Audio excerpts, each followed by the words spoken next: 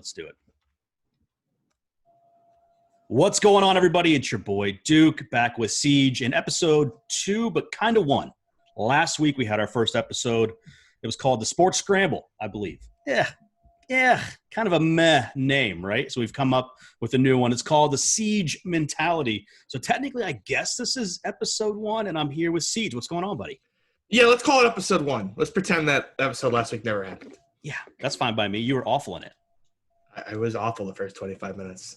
I was like it felt like I just woke up from a nap. It was just like more energy this week. Episode 1, of course, he is. No, don't promise something you can't commit to. Hey, I'll bring the energy every day. I'm just waiting on you, man. He's CJ Kaltenbach, of course. He's at the Seige DFS, Seige. If you're not following me, come on, 2 home runs? Are you kidding me? And there he is, watching baseball in the middle of the podcast. I'm your boy Duke at Duke DFS on Twitter. We're here to talk about everything. Why late swap? Why? Why would you ever late swap? Ever? It's the dumbest thing in the world. So you're in favor of no late swap? I'm a dumb. No, it's late swap's fine. Just how about when you make a lineup and you have no real reason to change it? Don't change it. But late swap's the edge you for swap sharps out like you, freaking man. The guy who has 2 home runs for the guy who can't get a hit. It's great. And they're basically the same player. It didn't even do it. Like, they're basically the same player. You want to talk some more about it? No, it had to be right as we started on the air, too. It's just like, nah, it's, God forbid, I have a good version of Tampa-Pittsburgh stack. Nah, of course, no. I have the bad version with the guy who has 3 instead of the guy who's got 50. Did you spend like 6 hours writing an article only to rip it up right before kickoff because Diego Simeone's a bitch? No, I didn't do that. That was me. But we're going to talk about kind of whip around sports. Obviously, as we get closer to football season, we'll trend more towards that. As of right now, we're going to save you from the best ball talk and the rankings of, fantasy football. Plenty of podcasts out there.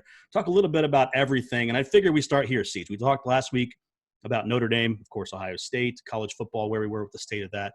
Big decision coming down this week, Pac-12. Big Pac-12 following the Big Ten's lead of supposedly. Let's not call it following. They were in cahoots. Supposedly canceling their season.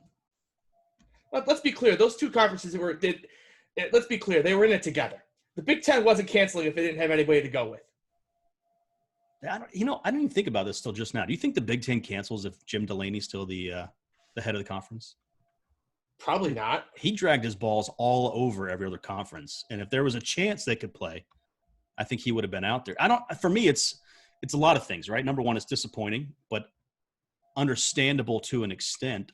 I don't understand why they wouldn't coordinate with other conferences and come up with a unified statement. How can teams, you take a college like Iowa, as of today, Iowa's not going to play football. Iowa State, right across the state, is going to play in the Big 12. How does that make sense? It doesn't make sense. It doesn't make sense at all. And it just shows you the risk tolerance of some of these schools. I mean, like Notre Dame's in the Big Ten country, and they are going to play football this year. It might just be them and like high school kids from across the street, but they're playing. Like they're playing. I think the ACC is in for it for the long haul. I think the Big 12 is definitely going to play. I think Nebraska and Ohio State are going to play fall football. I don't think the Big Ten's going to get. I would not be surprised if the Big 12 non-conference games turned out to all be against Nebraska and Ohio State. Wouldn't surprise me.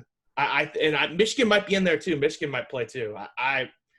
I think this was just the state schools that didn't want to deal with the legal budgets, and maybe Michigan can't play for the same reason. But I think those big schools are going to play. There's too much money on the line for them not to play. Well, I said supposedly because that's kind of was going to be my take. Of course, we didn't talk about this beforehand, but I mean, first of all, are you CG sources over here? Do you have inside folks at Notre Dame that you're guaranteeing they're going to play? Or are you just assuming because they have basically an ACC schedule and the ACC is scheduled to play that they'll be a part of that? They've gone through a lot of hoops since June to play, and their students are on campus. There's just no reason for them not to play. And that they reported, I think that was like 99.6% of tests came back of all their students came back negative. Like, I just don't see why they're not going to play. Do you think there's a big difference between the NFL, which we know is going to play, paid I don't athletes? think we know the NFL is going to play yet. You don't think you know that the NFL is going to play? What would it take between now and the start of the NFL? They're going to play some games, but if you told me, if you would bet me right now that they played 16 games, I would take the no. Do you think – so you think maybe they'll negotiate for a shorter season and then complete that shorter season? I think a shorter season is definitely still on the table. But we're playing football. Maybe. I mean, who the hell knows? What are you doing? You're gonna make me cry on the podcast, man. What are you talking about? Who the hell knows if we're playing football or not? I hope we play football. I go through my day-to-day life hoping we're playing football. Hell, my job relies on us playing football. I hope we're playing football. But you can't sit here and tell me we know for sure we're playing football. We don't know anything. Well, here's what we know. We know more today than we did, say, late February, early March, when I was 100% convinced we were going to have March Madness. It may have been in a little bubble. Maybe the teams are isolated. And within literally 24 hours, I was like, wait a minute. We're not playing any basketball. What are we talking about? I was like, wait, we're not just going to push this back a month and a half and do a bubble? Hold on. What? They did say they're guaranteeing they'll have a tournament in 2021. And, of course, we're getting back to normal here slowly but surely. But, yeah, for me, we'll wrap up the college football topic here. I kind of think I'm with you, man. I think the big boys, and it's important that the big boys do it because they can carry that stick, could look to schedule games. We saw superstars like Justin Fields come out and say they wanted to play. I don't know if you saw this, Seige, but Ryan Day on another conference call – apparently I'm on all these Ryan Day conference calls based on the last two episodes – suggested that if we do have a spring season, it started January 1. Games right away, play like an 8-week season. It's not going to happen. I think if they don't play in the fall, they'll have something similar to that. Just all the good players from Ohio State are going to peace out. So that's the only way they get it done is if they start on January 1. If they start anywhere later than that. There's no chance, Justin Fields. Go on a beach island, chill out until the combine in February.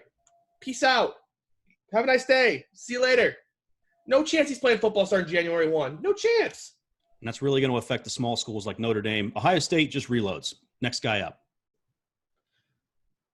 Did you not see their quarterback problems? They had to go get Justin Fields because they couldn't find one. Now, they had one in Joe Burrow, but that's they had Dwayne Haskins, Joe Burrow. But they didn't think they had one. So, Well, I'll tell you what. Let's move on to golf. And obviously, Colin Morikawa is an absolute monster. Did you play the Wyndham this week? I didn't play. I was too heartbroken. I actually made money last week. I wasn't going to play, and then I had like $25 on a small site, and their tournament was going to overlay. And I was like, I'll just button click. I put it out. I didn't go heavy, like $75, something like that. End up making $9 or something close to that. But obviously, it was better to watch than to play daily fantasy there. Morikawa. This guy's got some stones, man. Chips in on 14, drives a green on 16, puts it to 7 feet, drops the putt. Was he like 23 years old? What the hell were you doing at 23? Don't remember. I definitely wasn't driving greens at 16 in a major. I was probably reading law books. Yay. Dork. What's the bigger story? Morikawa coming to the forefront here, backing it up. Remember, it wasn't too long ago he blew a tournament, I believe, in a playoff. Missed a short putt. Like a 3-footer. I'm trying to think which one it was. It was either the second or the third one. Right, it was the second one. It was it wasn't AT&T. It was I'm gonna come up with the name of this. The Heritage, RBC Heritage. Mm-hmm. Bigger story: him winning it or Brooks Koepka shitting on the entire field, saying DJ's got one major. I don't know who the rest of these guys are, and then coming out and shooting like +5 on Sunday. Nah, I mean, I'm just here for all the trash talk. Like Rory just being like, I don't know who he's talking about. He's got 21 titles to year 7. Like, I'm here for this. Like, sign me up. Put them in a group. Let's go. Do you think there's a sneaky rivalry between those two? That's a couple times they've gone back. All three of those guys don't like each other. Or at least they're willing to pretend they don't like each other. I'm here for ratings. Let's go. Put them in some groups. Let's get this done. I don't understand why you take a sport like golf, which is typically old white people, right? And country clubs and polos. Look at this shit I'm wearing. Pebble Beach and a Titleist hat. And now you get some other players coming through, younger players, Justin Thomas with a little bit of personality, Jordan Spieth, hey, love y'all stuff, winning championships. He's fallen off the map. He's grinding on the range. You got, a dude, what the hell was that guy's name who was out there? Ho-Tung Lee, who's out there for like 13 hours grinding balls. Brooks Koepka's talking shit. Rory's bouncing back. Let these dudes, Justin Thomas, with the most relatable comment of all time. That's exactly how I felt about him all weekend long. Having rostered him on a ton of my teams. I was using that language starting like Friday. So took him until Sunday to get back out, to get on my wavelength. And then we actually saw a few fans, man. I don't know if you heard it, picked it up on the coverage there, but kids were like, not kids, adults even, were outside the fence, poking holes in the fence, trying to just get a look at anything and then cheering on a few shots. I kind of forgot. I'm so adjusted to this new world already. I forgot what it was like to hear the roars on a decent shot. And it's like a handful of people. I liked what they did at the AT&T where they built up like the stands in people's yards to watch over. I was like, that's so insane. Have you ever been to a Packer game? I've at not Lambeau? been to a Packer game, no. Oh, you got to do it, man. The most bizarre experience. Obviously, Lambeau Field right there in the heart of Green Bay. You just pull off literally a 2-lane highway. There's a stadium right next to a neighborhood. Parked in someone's driveway, walk through a neighborhood, tailgate, grab like 3 or 4 beers and a brat on the way. Nicest people in the world. All right, how about, like, do you ever play with random people when you golf, or do you just go with friends all the time? I mean, sometimes you get paired up with random people. And but most of the time it's with friends. Yeah, because I usually have one guy I golf with pretty regularly, but then we always get paired up with twos. Not so much recently because of COVID and the play being down, but the one thing that I noticed, and I picked up on this coverage because there were no fans, I didn't realize how often these guys were sucking each other's dicks after a good shot. Every single shot, I was like, good shot, good shot. They're telling each other good shot all the time. Well, that's because they freaking know that they're going to get caught. They want to pretend like they're good guys while they know they're going to get hurt. You don't think that's genuine? I mean, I certainly wouldn't want to be the guy who comes across like a dick. Yeah, true. Being like, nice, like, hit the bunker and be like, nice shot, Rory.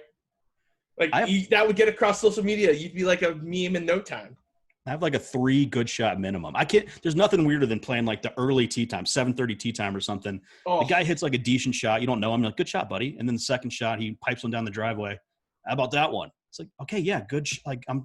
Move on. Get in your cart, asshole. I can't do it. I don't know. Does that make me a bad guy? I don't know. I'm just if it's a good shot, it's a good shot. If I say it 50 times, I say it 50 times. It doesn't really bother me anymore. Oh, you're nicer than me, Seige. How about we got to talk about this, if they're good shots, then I'll say it. If they're not good shots, then you don't get a good shot. It better be a good shot. What if they goad you for a good shot? What if they hit a shot maybe just off the fairway, first cut of French? And they want you to say good shot? Yeah. Yeah, okay. Yeah, good luck, right? How about NBA? You guaranteed us last week that the Suns would not make the playoffs. Your thoughts? Did I guarantee they would make the playoffs?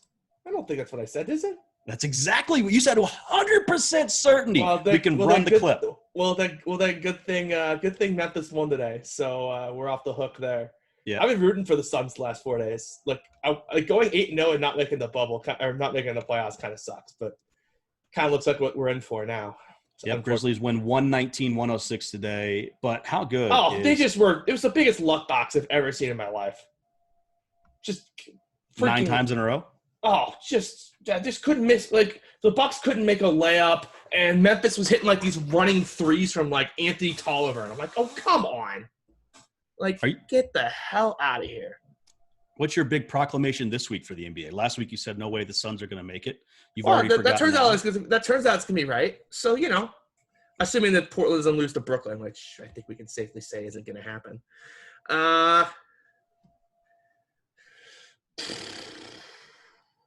No round one upsets in the East. I think it's going to be pretty chalky. Straight chalk. Yeah, straight chalk. Celtics? I don't see any of those bottom 4 in the East really putting up a fight. Do you see what Horford's sister texted out or tweeted out? No. So who do the Celtics have first round? I forget. I'm drawing a Philly. blank. Philly. She tweeted out like, yay, first round Philly. Whispers, fuck. Yeah, sorry, Philly. I don't like your chances. No Ben Simmons. Boston just has too many explosive playmakers. You're going to have to play Shake Milton a lot of minutes. It's going to crumble your defense. I mean, yeah, Joel Embiid. It's possible, but I just don't. The Celtics have played really good basketball in the bubble. I don't see how they're going to lose, but you never know. It's basketball. It could happen, but I don't think so. Who's better, Simmons or Embiid?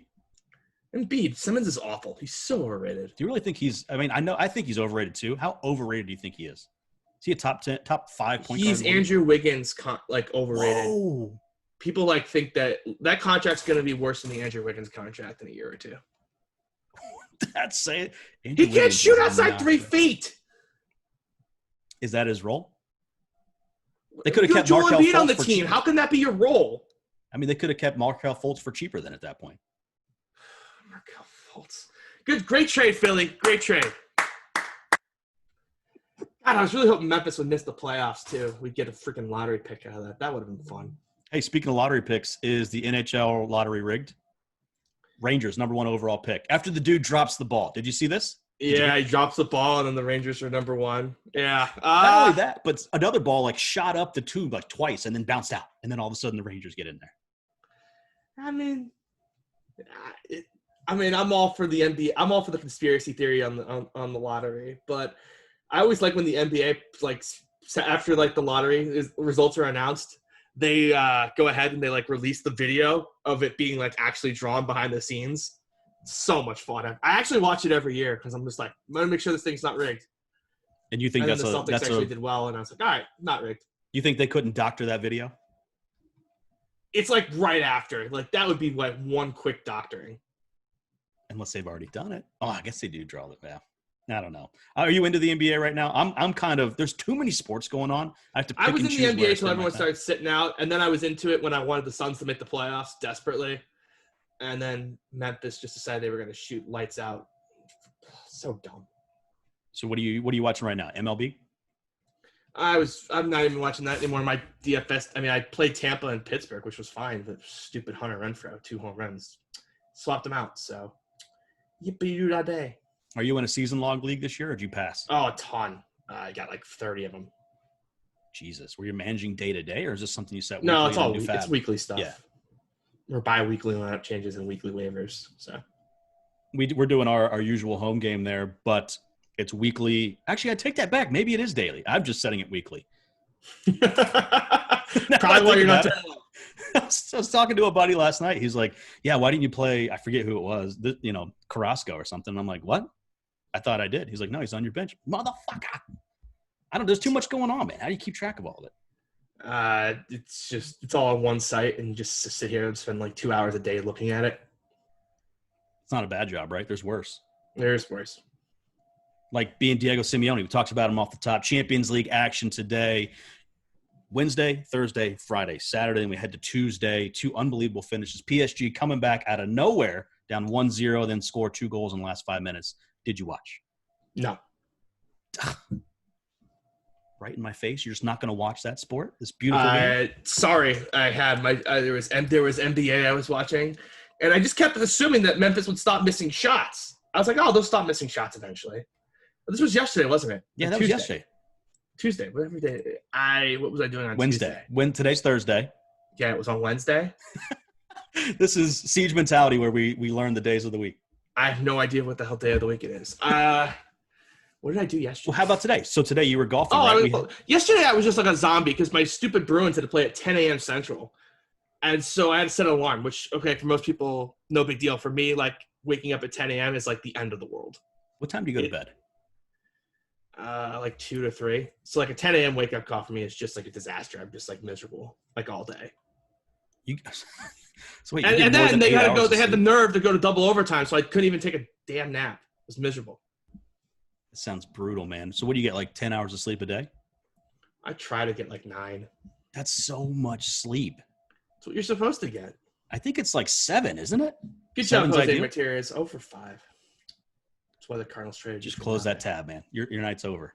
It's just they have 16 runs. How is my day over? 16 runs in the top of the 6th, and my day is over. Right? It's really discouraging. How about MMA this week? We got Daniel Cormier. No, I don't do MMA. This podcast will not do MMA. No, this podcast will do MMA. Do you not watch it? You don't like it, or what? Nope. Just wait a minute. Here's the one that says he's a barbarian sport?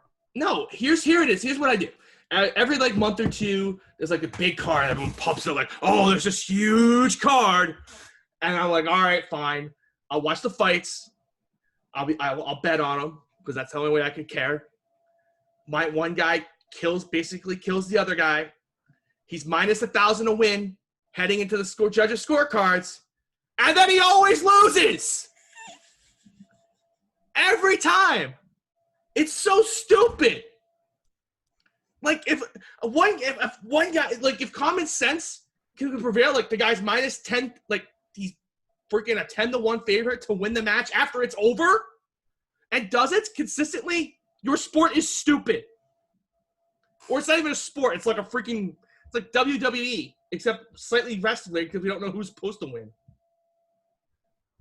Stupid. It's just stupid. Sorry. And we're not doing MMA on this pod. We've got experts for that, and I ain't it. Stipe, I think, big battle with Cormier. Who you got? Couldn't even tell you what the hell that means. No, I gotta agree. I mean, the judging obviously has been a big topic of issue, even more so without the fans. All right, I guess we're not going to talk MMA on this podcast. Siege, are you following the playoffs, NHL? Yeah, we just talked about my Bruins at 10 a.m. in the morning. It's a good time. Yeah, we talked about getting 10 hours Remember of why sleep. we're recording the podcast now? It's because, I have to watch the playoff game after this? Yep. You guys going to win? If we play like we did the last two periods, we'll win. We looked really bad in the first period. Getting out of that period with 1-1, I thought was a huge miracle. We were awful in that first period, but played good the next two. If we play like that, we'll be fine. Anything better than NHL playoffs? What would you say, MLB playoffs or NHL playoffs? NHL playoffs for sure. NHL playoffs are the best playoffs, and there's like the whole reason they're playing at 10 a.m. is because some game went to 5 overtimes. Like, yeah. Like, these guys can barely move, and they're on skates hitting each other. Like, yes. Like, I'm all in for NHL playoffs. That's it. I was talking to someone about, because obviously we have Champions League going on right now, the World Cup and all kinds of things. They were saying, what if soccer had the NHL rules and just played until there was a goal? Number one, I think that's an awful idea. Field's much bigger. They score way fewer times, less shots. They don't take shifts like hockey. I think they would literally end in a death, and it would be the most boring thing in the world. Are you in favor of the NHL overtime rules, or would you like to see more of a shootout? I'm a huge fan of let's say they cut I think it soccer should 5. just go to 8. Soccer should just go to 8. They should adopt the NHL rule. Go to 8 on 8 soccer. That would be like awesome. Up and down the field. That will solve all the problems with being slow. And then the winners decided on the field and not in these stupid penalty kicks, which is just like all luck, basically. My favorite thing about the NHL playoffs, having like a 4 or 5 overtime game, then watching them play the very next day. How in the hell do you have legs? Like, how can you skate? No idea. It's true in all the sports. I remember basketball, the undefeated Warriors played like a double overtime game in Boston, barely won it, then flew to Milwaukee, and Milwaukee was like -6 the next day, and it's just like, you knew. It was just like, there's no chance. And, when you look at little things like that, I know Fried Egg Pauly over on Elite Sports Betting was watching Ho-Tong Lee hit balls forever. His following day's round opened at 68. Pauly hammered it. Everyone hammered it. Within 2 minutes, it was up to 70.5. There's small edges like that you can get in the betting market. I mean, do you ever do that? Do you ever watch a game and go, nope, tomorrow I'm hitting the other side? Actually, the best sport for that for me is Formula One. I was watching qualifying, and this car qualified 16th because his time got DQ'd because he exceeded the track limit. But he was 5th on pace, and he was 16th in the field, and he was 5-1 to finish in the top 10. And I was just like, what? 5-1? The guy was the top 5 car. I just immediately hammered it. I drove over to Illinois and hammered it. Well, I attempted to hammer it there, but then they don't let you bet on F1 over there. So I had to hammer it some more on other places. I was just hammering it everywhere I could. Just anywhere I could get money on it. And the guy was running between 7th and 10th all day. Sweat-free. He was 101 to finish in the top 6, which was live for a minute when he was riding 7th. And I was like, let's go. It was one of the biggest misprices I've seen. But yeah, F1 is probably the one sport where I'm just like, I know it probably the best of any sport. Yeah, we lost your audio there for a second, but you got a little giddy when we started talking F1. I love F1. I won't make you go through it. Okay, we'll just talk. Where'd the love for F1 come from, and then we'll move on. The Netflix documentary, Drive to Survive. You have to watch it. It's got everything America loves too. It's amazing. It's not an American sport. It's got drama, teammates hating each other. Did I mention drama? Cars wrecking, punches being thrown. It's got everything America likes. I don't understand how it's not like America's favorite sport. I don't understand. I really don't. What's more dramatic than watching one guy beat the shit out of another for 15 minutes, have it go to a judge's scorecard, and still not know who's going to win the match? That's stupid. Stupid. It doesn't matter how many wheels of the car get across the car. It's just I know if the car gets across the line first, they win. Did I see Lewis Hamilton won with a punctured tire? Yeah, he did a couple weeks ago. How the hell's that happen? They're going 190 miles an hour. So he was up by 25 seconds. The car in second kind of realized it had tire troubles and it had a big gap to third, so they pitted. So Lewis Hamilton had like a 50-second lead, and like as the second place car goes into the pits to get his new tires, it's on like the final lap too. So it's like with like 1 or 2 laps to go, he comes in and pits. On the final lap, Lewis Hamilton blows the tire right as he passes the pit lane entry too. So he has to circle all the way around, but he had a minute lead and held on by like 2 seconds. That's got to be. Oh, it was really frustrating for the second place driver who's like, "Why'd you pit me? His tire blew up." It's like, yeah, well, your tire might have blown up too if we hadn't pitted you. I was going a different direction. That's got to be the most Formula One talk on any podcast in America right now. We might be the Formula One podcast. We should be the Formula One. I could talk Formula One for hours and hours and hours. Like, there's drama now. Like, there's like 4 teams like suing another team for cheating. It's amazing. I'm telling you. Drive to Survive on Netflix. Watch the docs. There's 2 seasons now of it. It's amazing. Like, the drivers change teams in the middle of the seasons, and then they hate each other the second half of the season. It's fantastic. It really is. And there's a lot of money to be made in the betting markets too. And there's a lot of money to be made for Formula One drivers. I know Andretti back in the day was one of the highest paid athletes. Money flying all over the place now. Speaking of money, tight ends getting paid this week. Out of nowhere, George Kittle signs a monster deal. And, of course, today, I want to say Travis Kelce got paid as well. Yeah, whatever.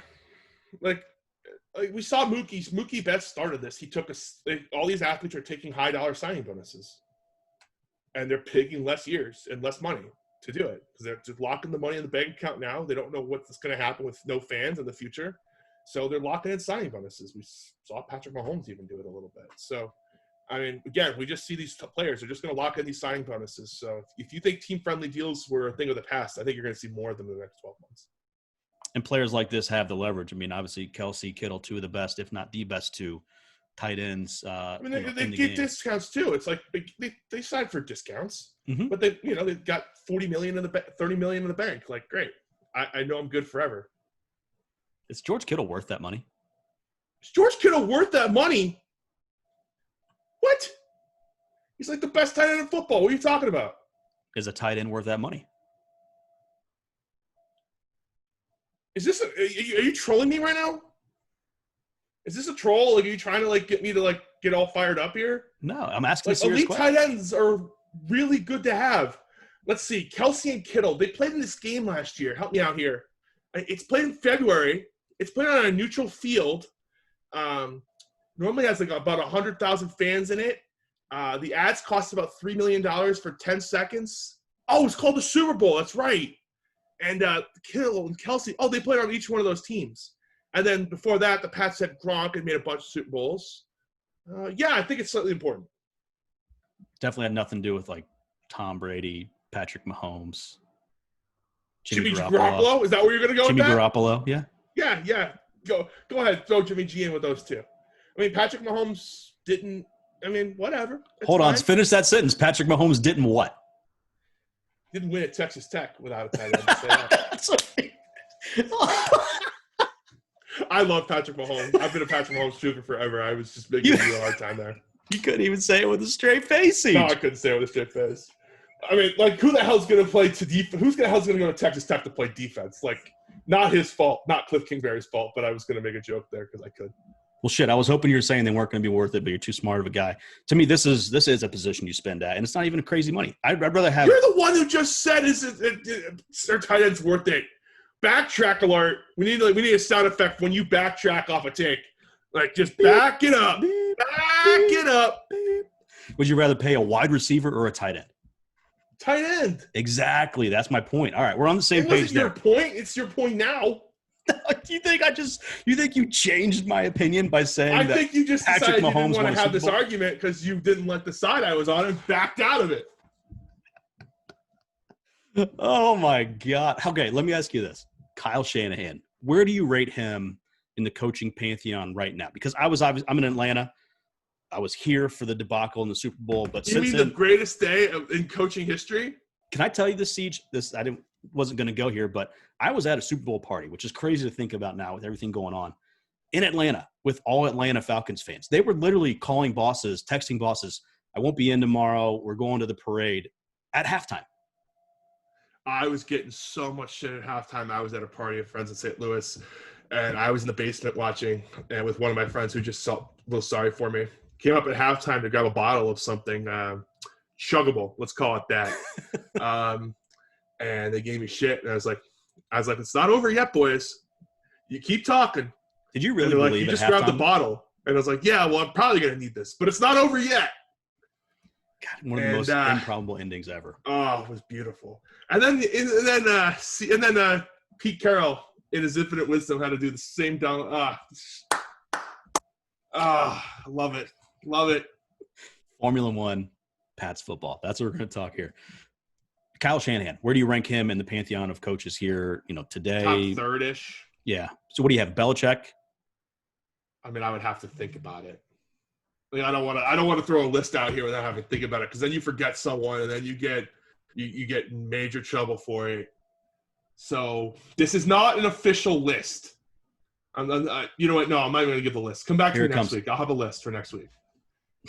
I don't want to get myself in trouble by forgetting someone, because then you forget someone and then it's a big deal. I did this once with NBA top 20 players. I forgot a couple and it became a huge deal. So I'm going to sit there and I'll think it through. I can tell you who's not going to be there. Bill O'Brien will not be on the list.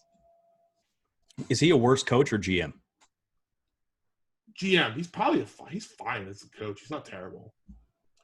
I'll tell you right now who's going to make it, though, who people are going to be like, what? Brian Flores will absolutely be a top 10 coach. What makes you think that? Absolutely be in the top 10. Yeah. Because he rallied a group of misfits last year? He was a good coach in New England. I was sadly, like, normally when the coordinators leave, I'm like, whatever. When Flores left, I was like, this sucks. Like, he's actually good. Yeah, he's definitely in the top 10. He might crack the top 5. Damn, that's a call right there. I'll give you credit if that actually comes true. I just wonder if he's ever going to get the team. Right now. Is he ever going to get the team that will allow him? You can only coach the players Dolphins up might so finish much. second in that division this year.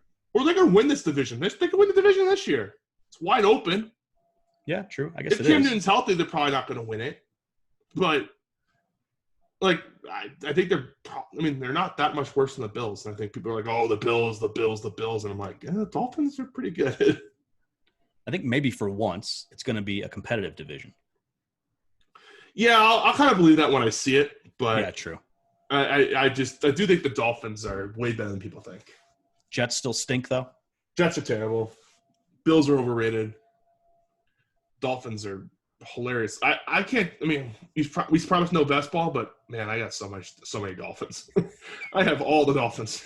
Just late value or where you're grabbing them? All late value. Just late value. Just, yeah. Like, they're just being drafted like they're a terrible offense. I'm like, did you guys not watch them last year? They were in shootouts all the time.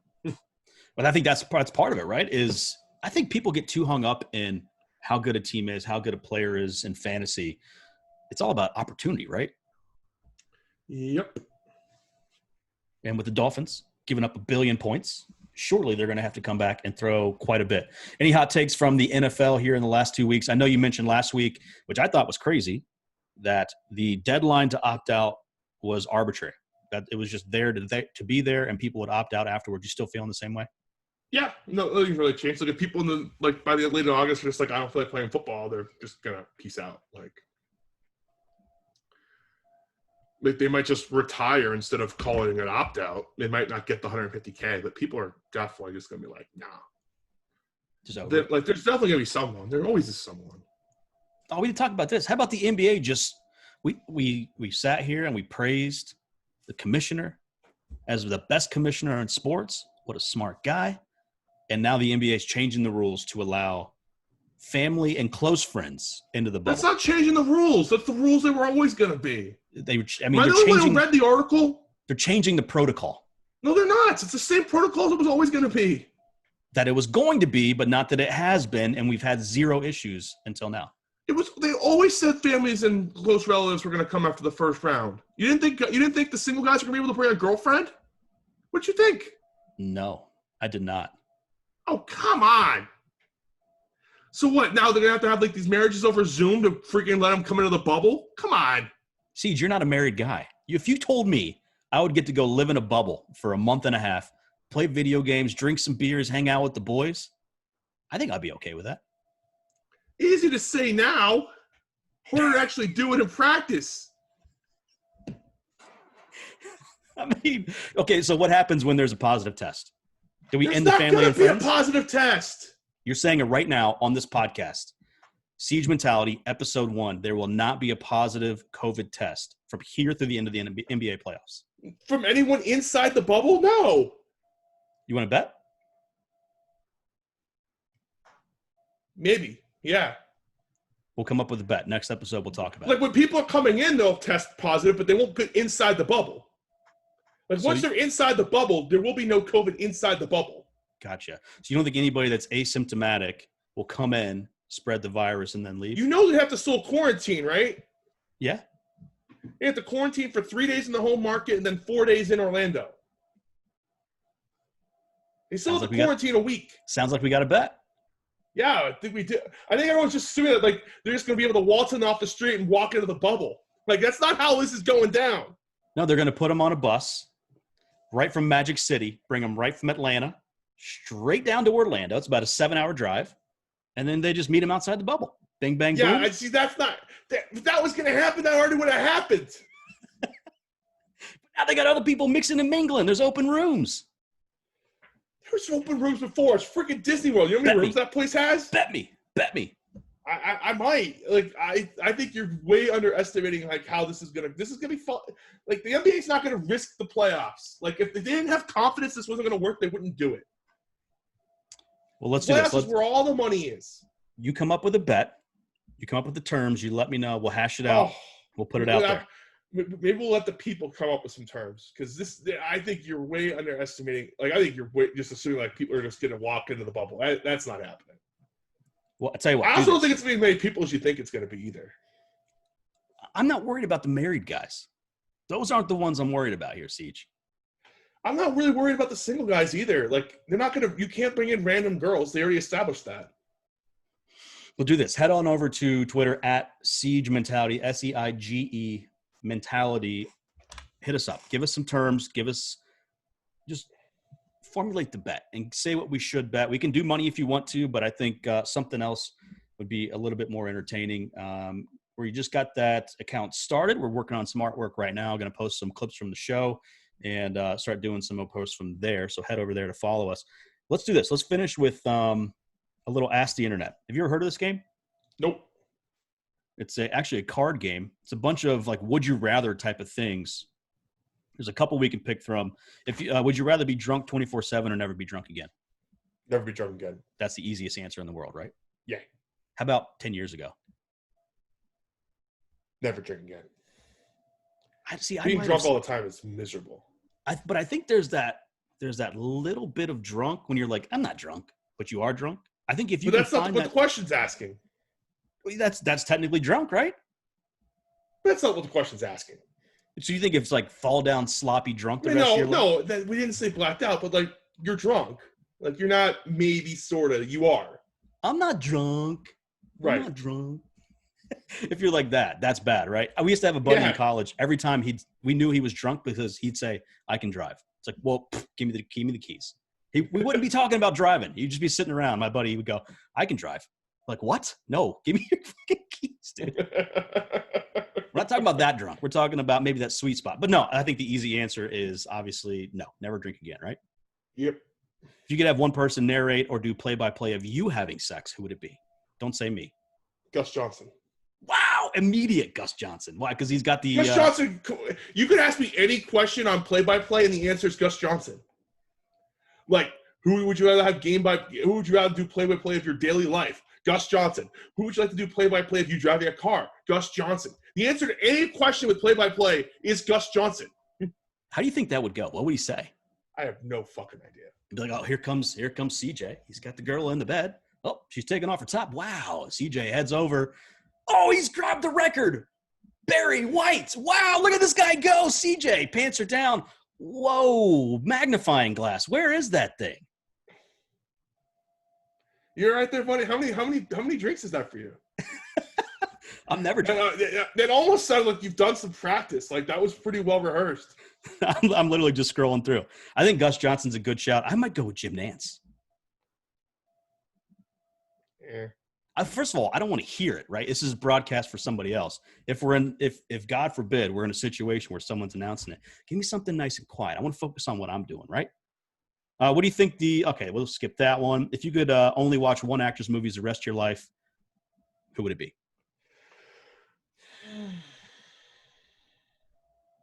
That's tricky because you want them to do a ton of movies. And kind of You like a don't want wide someone who variety, right? Nah, we don't necessarily need a wide variety. Give me Vince Vaughn. Hmm. He's got Psycho. He's got obviously the comedy piece. He's got series. I've watched The Breakup. I'm not even kidding. 300 times. I could. There's a lot of jokes I could go with there. I'm going to pass on all of them. I'm not talking about life events. The movie. I'm just saying. How about Just saying. Leonardo DiCaprio? That's mine. Yeah, another cliche classic choice. Oh, you call me cliche? Yeah. Well, he's got the So you're magnifying wearing a glass. Titleist golf hat. Is there any more cliche than that? Than wearing a golf hat? Titleist one though. Everyone does that. I just happened to be the hat I'm wearing today. I got a Nike one right here. Let's see. I got, okay. So you got the whole armada there of cliche golf hats. Siege doesn't like name brands. What are you wearing? I'm just saying, like everyone wears a Titleist or a Nike hat. That's not original at all. What would you like me to wear? Tailor made? I'm just saying you can't say like I'm not cliche as you are wearing the most cliche hat you could possibly be wearing. I mean, I think you're upset about the penis joke. I think you can't you don't understand what the word means. But hey, whatever. Penis or cliche? Cliche. All right. Well, look, hey, hit us up over on Twitter at Siege Mentality. Give us the terms of this bet because I am not 100% positive, but much more positive than Siege is that we're going to have a positive test for COVID. I just don't understand. We've had zero. Thanks to these new rules that they've implemented. They're not new rules. They're the same rules. They're the same rules. They've done so great. Adam Silver just changes the rules for the playoff. I don't understand how they're changing the rules. These rules were announced 3 months ago. And then they changed them. No, they didn't. This is exactly what they said they were going to do. All right, Siege. By the way, they're doing the same thing with reporters. You know, reporters aren't sitting down there. Like, Rachel Nichols isn't stuck down there for 3 straight months. She can go home and then come back and quarantine for a week. It's no different than any other reporter. So you think Rachel Nichols is going to be the one that transmits it? Is that what you're saying? I'm saying that you are the NBA zero COVID positive tests from inside the bubble. All right. I'm with you. I think 0 tests, just like my take on tight ends being worth it. I'm with you. But find a bet, and we'll go from there. All right. There you go. Episode 1 of the Siege Mentality from my buddy CJ. Of course, at the Siege DFS. I am at Duke DFS. Give us a follow over there. Appreciate the listen here today. Make sure you do subscribe and rate and review if you would, please. That'll help us out. We're getting the channel changed over as soon as possible. Any thoughts before we close out the podcast here, my buddy? Nope. I think I'm right on all this. You'll be just as wrong as you were last week. So you're going 2 for 2. Adios.